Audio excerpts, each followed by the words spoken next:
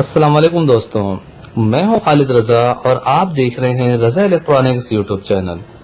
दोस्तों, आज की ये वीडियो होममेड वॉशिंग मशीन की वीडियो है। दोस्तों, इस वॉशिंग मशीन में बैक वक्त यानी एक ही साथ 20 से 25 सूट धोए जाते हैं। जिनकी फैमिली बड़ी है या जो लोग ड्राई क्लीनर काम करते हैं, उनके लिए ये मशीन बहुत मुफीद होती है।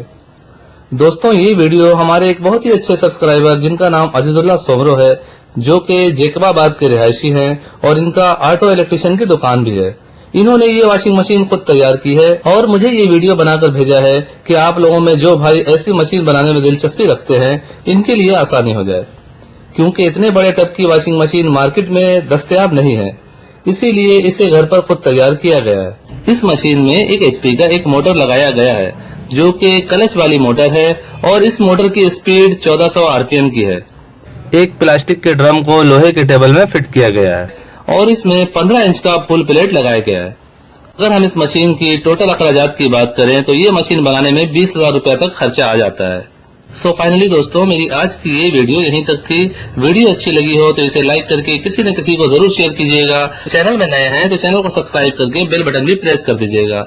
अपना बहुत सा ख्याल रखिएगा। मिलते हैं नेक्स्ट वीडियो में। अल्लाह हाफिज।